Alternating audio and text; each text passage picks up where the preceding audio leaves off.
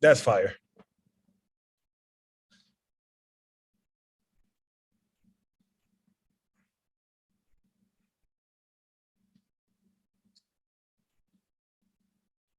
Okay, let's do this. That's fire.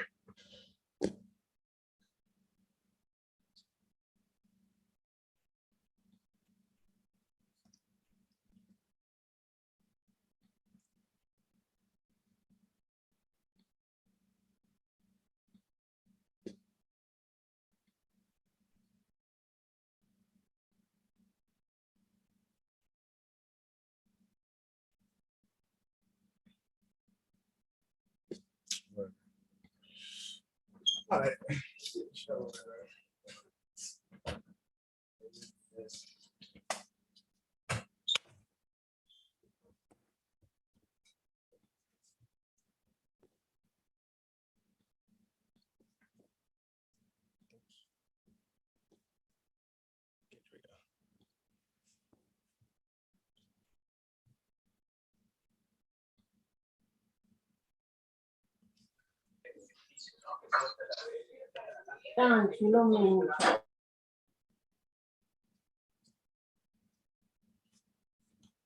All right.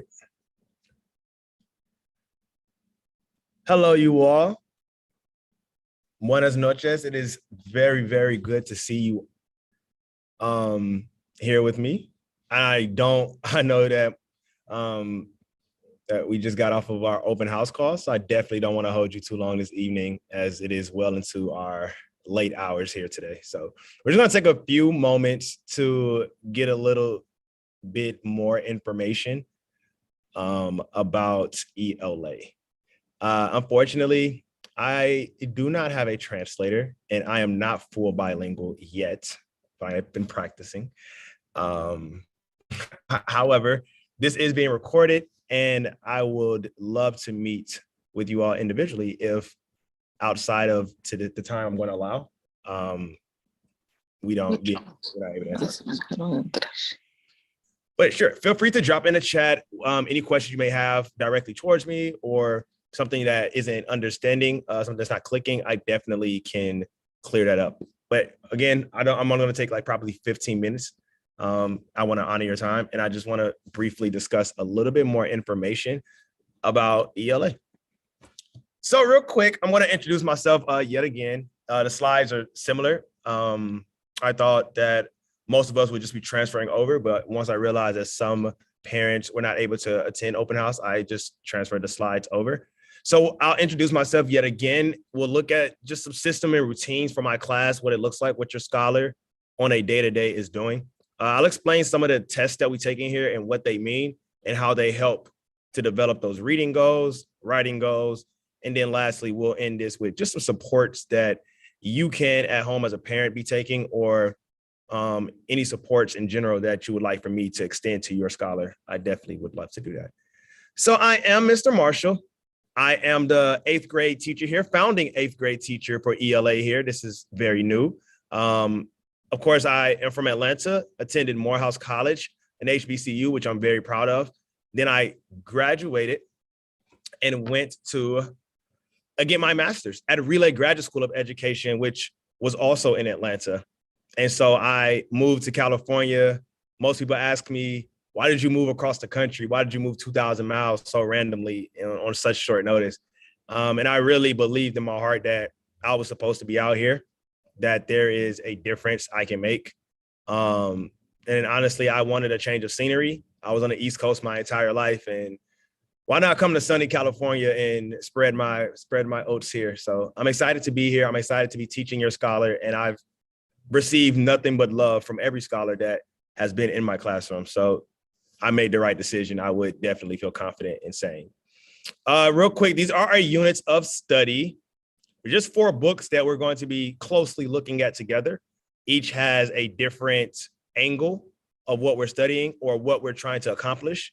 And that will look like so on the screen here, focusing on, writing, whether argumentative or informative. We're also going to look at poetry next year, which I'm excited because a lot of scholars are so artistic and so creative. And I would definitely love to hear their voice in our unit for that, which will begin next year. And then lastly, we're going to, of course, always focus on the social issues that the world is going through and how even as a young person, they can make a change and difference in a community that they live in. And we talk about activism all year, but next year at the end of our school year, actually, we'll be looking at what they can do over the summer and going into high school, some of the social activism that they should be involved in. Just gonna mosey along right here. So every week, this is typically what it will look like. On Mondays, we have a short day. Scholars get out of school at 1 o'clock. So our classes are not that long. So I'm not teaching a lesson, but I am reviewing some data with them and going over any concerns that they may have or misconceptions that I noticed, whether that's, okay, we're having trouble citing the right evidence, or, hey, we're having trouble using transition words in our writing, or, hey, we're struggling with writing in general. We just taken Monday to reteach and get scholars more acclimated for the week ahead. On Tuesday, we then focus on particular skills that they're going to need for Wednesday through Friday. So if they're being told, hey, Wednesday through Friday this week, you have to be sure that you're analyzing the different characters' point of view. We'll talk about what a point of view is. We'll talk about some examples in other literary works, or maybe I'll pull resources from what they like. I know they are very huge anime fans. I know that they love cartoons and music and things of that nature. So I will pull that, what they know and what they're interested in, to help develop some of those skills. So I always try to make my lessons as relevant as possible to the scholars that I teach.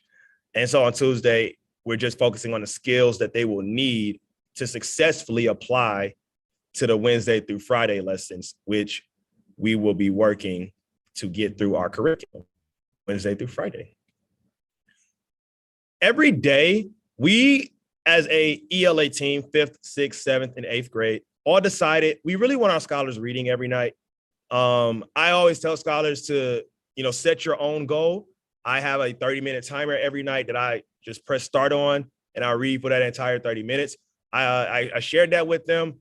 I told them that you don't have to necessarily create a 30-minute timer. You can have a page limit or page goal every night that you're looking for. You can do a time limit if that's what you want, or you can read with a friend, and you all hold yourself accountable that way. But every single night, there's pretty much always, well, I want to say always, Pedro, there is really no homework I give to scholars. However, I am expecting them to be reading actively every night. Like, I know they have phones scrolling through the social medias. I know they're watching Netflix, reading captions. So there is reading involved in their lives, but we want to focus that reading particularly on a book so that we can track their word goals, track how many words per year they are reading. And they want us to be able to see that too, because you can't track your reading goals by watching TV or watching the captions on there or scrolling through your phone. There's no goals there to track. So we definitely want to divert their attention to reading actively every single night for 20 minutes, 30 minutes, or 20 pages, 10 pages, whatever goal is comfortable for them. All right, so just to get into some of the tests, many of you, I know your scholar has been with us, and we appreciate it for the years that we've been up and running as a school. So you may be familiar with these tests, but in case you are not, okay, yes, that is a great question. I have a question about the reading log. Is that going to be online, or is there a paper that they'll receive? That's a terrific question. They will, most of my stuff is online. I am truly a 21st century teacher. I don't really believe in I know trees are killed every year for paper, but I don't want to be a part of that. I love to save the environment. So most of my stuff is online. There's not too much paperwork that I have. And so this reading log will be posted for them. It isn't posted yet. I haven't officially given scholars the opportunity to start filling out their log. Many of them have been reading.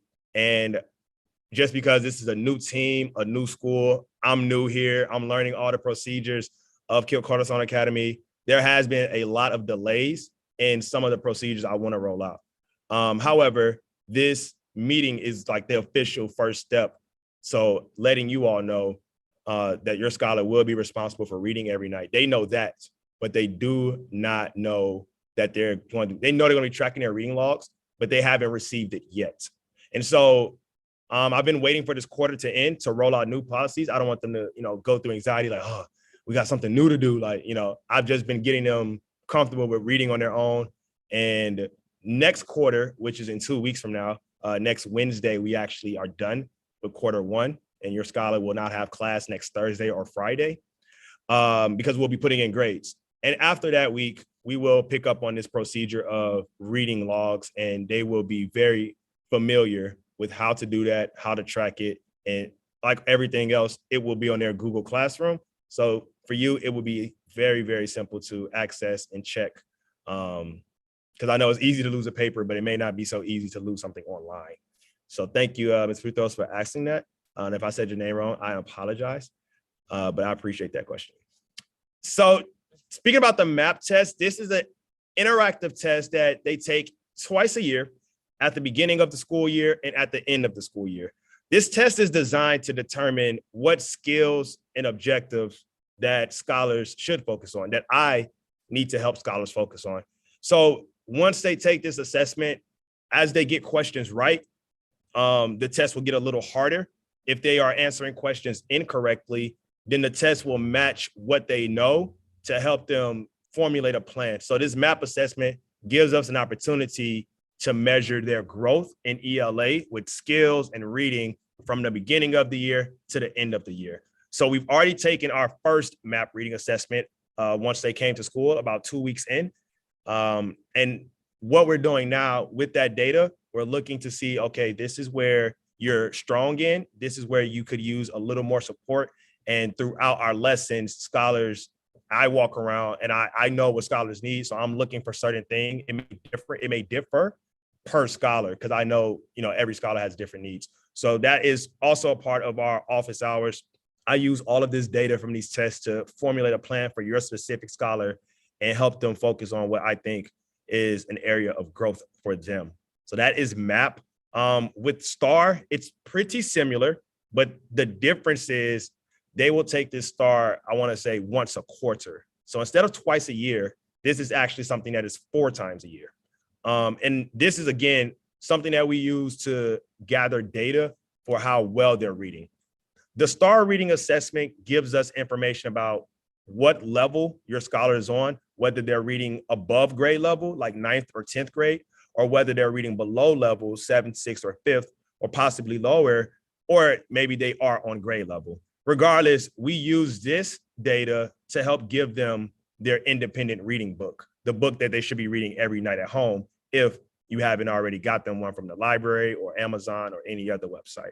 So STAR reading is for us to know what level my scholar is on so that we can give them the correct material. We never want to, I want every scholar to feel challenged, but I don't want scholars to feel stressed to the point where they are not confident.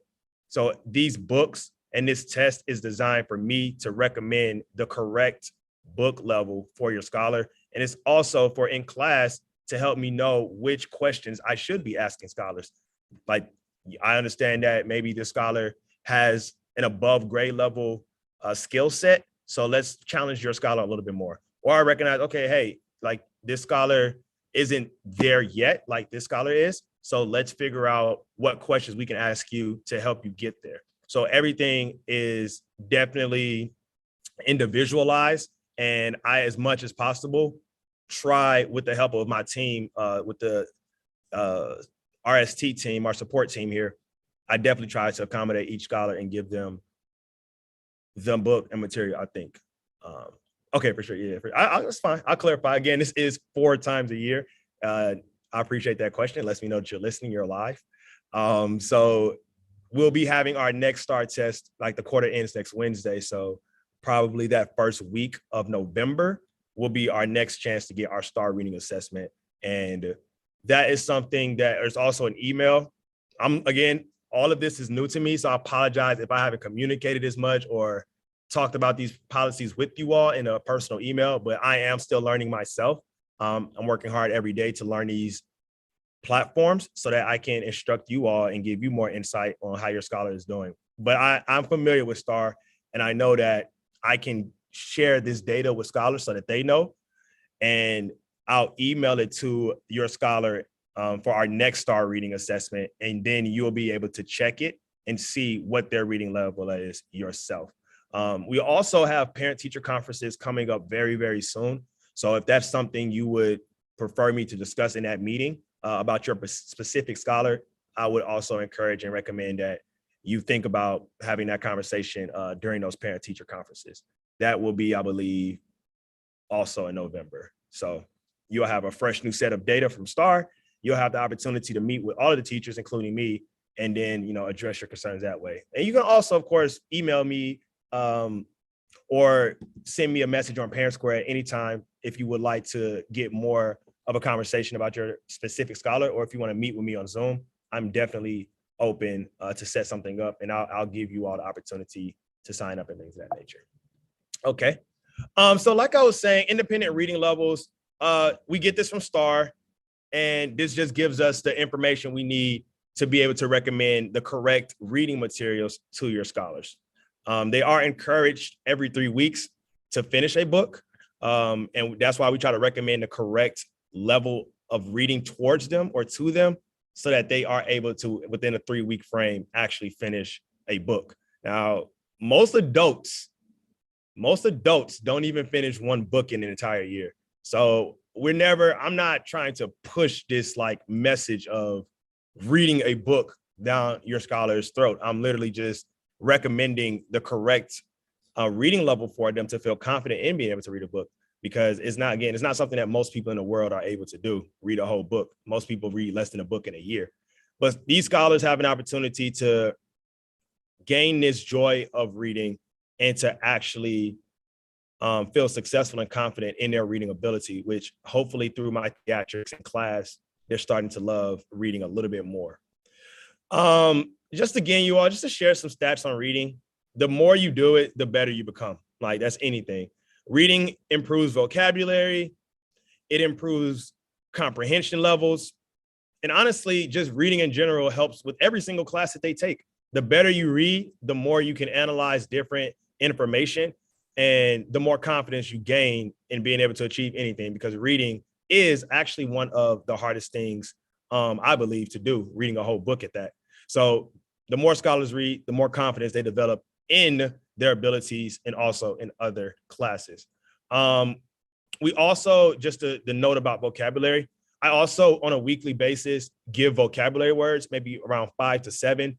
And then scholars in class with their group mates, I love this, but they get a chance to act out those words or make a skit of those words or create a slideshow or something like that. But I always try to give scholars the creative space, and not just reading and writing, but the creative space to express themselves and to express their knowledge. My class is very, very much about expression. I prefer to express yourself more than just sit down and read for 60 minutes. So I love seeing the personality from our scholars, from your scholars. Most of them have done terrific work so far based on what I've seen. And we use vocabulary to help with our expression and to help with our knowledge.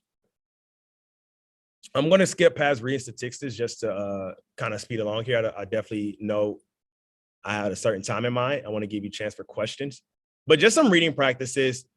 Scholars should be selecting books that are catered to their hobbies, their interests, their religion, their culture, whatever it is that they mostly do every day. We want scholars to pick reading books that align to that. We don't want you to just be reading something that has nothing to do with your life at all. So during reading, we're here to make as many connections as we can. In my classes, I'm always leading first off with a do now before we read or before we analyze our chapter for that day. I'll ask them a question like, hey, for instance, we're reading To Kill a Mockingbird. And in one of our scenes, we have one of our characters experiencing something new, like a new culture that they've never experienced before. And we may start the class off by saying, hey, when is a time where you had to experience a new culture? I know many of us come from the Latino/Hispanic community, but there are different cultures within that diaspora. So where's a time where you've experienced someone else's culture? And what I love about that is that gives us a chance to actually get to know each other, gives us a chance to learn about different perspectives, different walks of life. So we start off class that way every day. We always make the connection with our own life to our story so that when we're reading, we can be like, oh, okay, like I can relate to this person. And it just helps to understand our text a little bit more. So scholars are very vocal. I have them talking to each other, talking to me, and all we're doing, getting to know each other and learning with each other on a daily basis. I'm not going to go through all of this, but I want to get to the writing now. So we do have daily journals. Our journals essentially give them a chance to free write, which is what I do now is. They have the opportunity to respond to a prompt, and I always will provide an example for your scholars so that they can try to start building their writing fluency as well as their reading fluency. And so essentially every day we write, and I'm walking around, I'm circulating, I'm checking scholars' documents and making sure that they're hitting home on some of the important things like capitalization or punctuation, just some of those basics that when they get to college or high school even, teachers are going to expect them to already have knowledge in. So we definitely practice writing every single day. I can see the improvements. And I'm excited for our units ahead because they're going to get a little bit more personal with scholars being able to express their own opinions instead of writing about something specific, which is kind of what we're doing right now in To Kill a Mockingbird. We're writing only about this book and some connection with our own lives. But as we move forward, we'll get into argumentative writing, poetry, and things of that nature where they're actually being more expressive. But we have to build the foundation writing skills first in order for them to actually be able to express themselves completely. So that is what writing looks like. As stated, there is daily reading that goes along with this. And this last note here about our JRB books, essentially as stated before, these JRBs, as we call them, are just right books, are books that are tailored to their grade level, books that are tailored to their interest, and books that we feel scholars would have confidence in being able to finish within a 3-week time frame for them to check their word goals. Every book that we have in our library, it allows them to type in like the book number or the book name on one of our websites called Libib. Again, I am new to this, but what this website does is it allows scholars to track their words. So after 3 weeks, scholars would take this quiz, and the quiz would, give them a grade.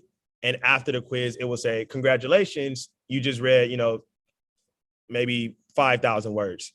Congratulations, you just read 10,000 words. And every quiz that they take, it will continue to add up their total words per year. And there are incentives for being able to reach 1 million words. I know that a few of them include ordering a book series for your scholars. After reading 1 million, the school will gladly and willingly pay for a book of your scholar's choice. We also have little gifts here and there as the word count increases. So we are definitely trying to inspire scholars, not just with external rewards, but we want to let them know like your hard work does pay off. And those are just some of the things that, we're willing to do to honor and celebrate the growth of each scholar.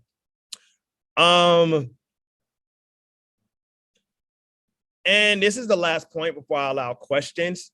So essentially, if you are looking, I know that during the pandemic, a lot of us have, fluctuated with our income and how things work. So I never want to put the burden on you all to go and purchase books. The library, my mama is actually a librarian. So it makes sense for me to be an English teacher. I love libraries. I love going and reading there and checking out books when I can. I actually prefer to buy books now that I'm grown, but I used to love going to the library as a little kid. And that's something that I hope that you check into. I know libraries are slowly but steadily opening back up for the public. But I also believe that you can check out books online. They have curbside pickup. You could, on the Scholastic website, as you see, I'll be sure to email a summary of this to parents so that you all can, have the links to click on and have the resources right there in your email. But just to roll this out to you right now in this ELA Literacy Night, you can take a number of ways to get books to your scholars. I know personally, we just had a lot of money to spend on books. So I ordered maybe 50 new books. based on what your scholars told me they were interested in. And so I'm excited for that to get here. I'm not sure when, but I do have new books on the way for your scholars. And I would also encourage you to find ways to get your scholars new books, and maybe even also read with your scholar. Maybe you all read together, or maybe there is a book that you show them that you're reading as well, and you just spend maybe 20 minutes on a timer, you all just both sitting down or reading. Could be a potential option for you. All right, so that actually is the end of my slides. I did not want to overwhelm you, and I sincerely apologize, Lo siento, if I did. However, I appreciate you coming out. And again, you can email me. I realized I didn't put my contact information on here, which is so terrible of me. However, our contact information is, I believe, in our Proud Croissant family handout, our family document. So my information is posted in a handbook, our family handbook. That is where my information is, but I will also be reaching out to you throughout the next couple of weeks and throughout the rest of the school year. So hopefully this will not be the last time that you hear from me in general. Okay, I'm gonna check the chat. If there are any questions, yeah, I can go back to. Okay, thank you, Ms. Castaneda. I see that the libraries have open. I know in Long Beach, when I moved here about 3 months ago, the libraries were still closed. I haven't checked yet. Actually, the libraries were open when I went. So yeah, they are opening, but hours never changed, as you stated. Yeah, the county one and the public library are both open already. I know the county one in Huntington Park, their hours changed, so they're only open between Monday through Friday. But all their hours, everything's updated on their website, and they do a lot of ebooks as well. Yes, and there's so much I want to say. I don't want to overwhelm you, but that is another part of ELA. I always provide the audiobook to scholars. I provide summaries for scholars, gist statements for scholars. I give scholars a multiple amount of ways to grasp the understanding every day in class, because I do realize we all have different needs for our educational learning. So I appreciate you bringing that audiobook up. I did get a question earlier from a scholar that asked if they could bring the little e-notes, like ebook note things. It's like a mini iPad, but it's like for reading. I forgot. Kindle, I'm assuming. Yeah, Kindle. Yeah, the Kindle thing. That's fine. I know that we have a strong in technology policy here, but for ELA, when it comes to like a resource that is reading, I'm certainly not going to oppose. So scholars can bring Kindles into school if they would choose to do that. I think that's pretty cool. Scholars who have a Kindle is like, oh yeah, I got a Kindle, you don't. So I'm not going to limit scholars from bringing something like that. Are there any other questions, however, about ELA systems, day-to-day grades, makeup assignments, or anything like that? One last question. For the STAR results, do we get the copy, or how do we get to see their results? Yeah, that's a great question. So I can email out those. Well, it's a general email list, so I don't actually individually give it out to 112 scholars, but the STAR platform has a setting where it just emails the particular score to, said scholar. And so your scholars would have to show you. You would just have to ask for it, and it would be in their email for you to look at. However, if I find a way, just because STAR is already attached to their emails, it just does it automatically. But STAR doesn't have the parent emails in there. So I would have to manually, for every single scholar, send it to them. However, it is already available for scholars in their email. I can send that out by the end of the week, the first STAR test they took, but we will be taking another one in about 2 more weeks from today. So depending on which one you would want to look at, I can, make the right recommendation. I just want to know that if we were able to have access to that, so we can see where they're at. Yes, for sure. Without wanting to create extra work for you, I was wondering if you could ask, I know the first year before they went virtual, they used to give the students a sticker to attach to their agenda, and it had their STAR reading level on there, so the kids could look at it and then find a book with it. But I don't know if that creates extra work. So maybe if you could just ask if anyone knows how to do that, and if it's not extra work for you or anything, then I would suggest that would be a good idea, because that it's easier for the students to share with their parents because they just show them the sticker on their agenda. Okay, yeah, absolutely. I don't think that's too much work. There's never such a thing when it comes to supporting you all as parents. I'm definitely down to do anything you need me to. I was told there were stickers. I'm not sure what the stickers had on it, but I am told that there are stickers for scholars to place in their agenda. That does not sound foreign. But what does sound foreign is the fact that those stickers had the reading levels on it. So I will check in. Yeah, it would say like their name, and then it would tell you like the range of the score they had tested in. I guess just because when they would search for books, they would look for those numbers, I guess. Okay. Or something like that. Right. No, that absolutely does make sense. And they are familiar with how to select a book based on their reading levels. But for parents, I would definitely check in with the stickers. And hopefully we can get those squared away very, very soon for you all to look at and see. So give me about by the end of the quarter, hopefully by Q2, which is again in about a week and a half from now, I will be able to hopefully get that to you. Thank you, Ms. Fritos, for your question. Yeah, good afternoon, Mr. Marshall. Hello. This is regarding that my son, sometimes he struggle, well, actually he's struggling with the reading level. So you can help him to improve his reading level with Miss Lay, the RSP teacher. So in order that he can pass the test that they have it, in order to reclassify him, because I know it has been hard these years. So his name is Sebastian Hernandez. Yes. So I'm very familiar. I'm sorry, go ahead. Yeah, because I just try, I haven't trying that he can be reclassified, but they said he has to take the test. But I know this test is really hard, so I would like that you can support him in order that he can try to do his best in the test, in order to read better and do better in their classes. That's my question.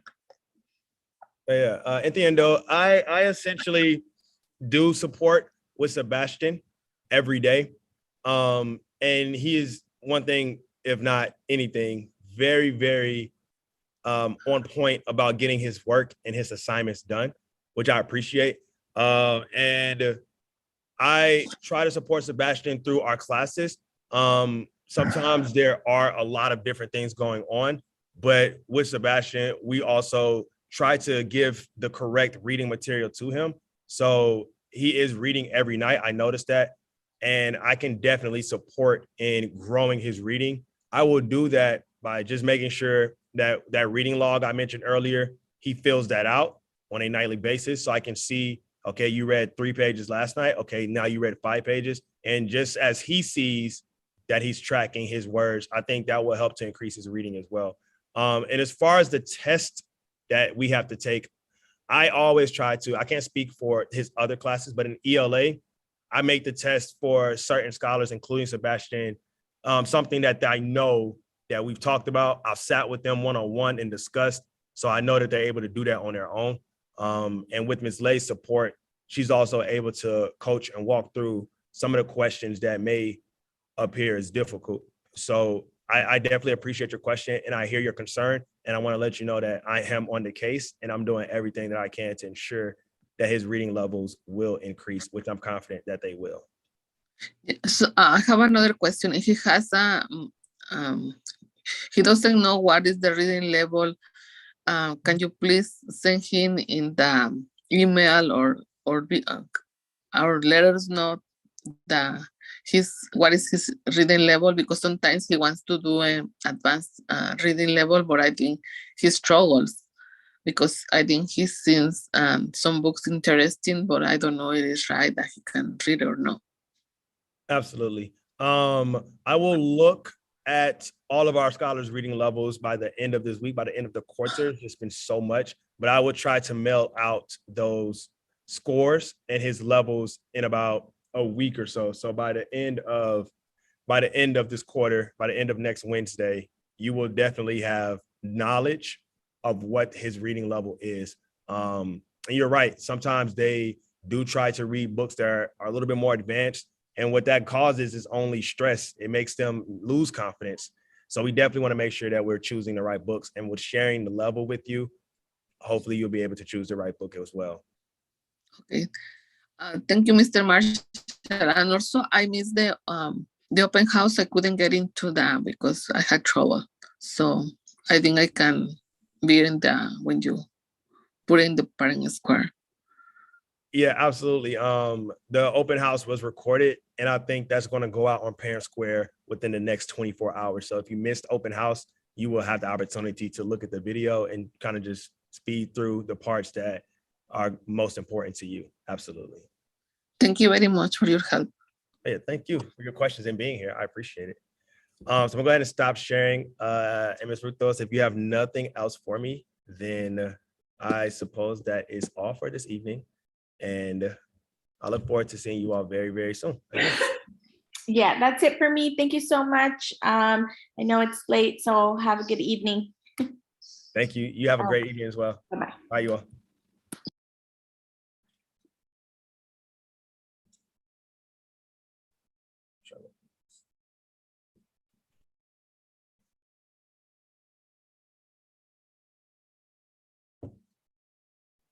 All right. How do you stop the YouTube?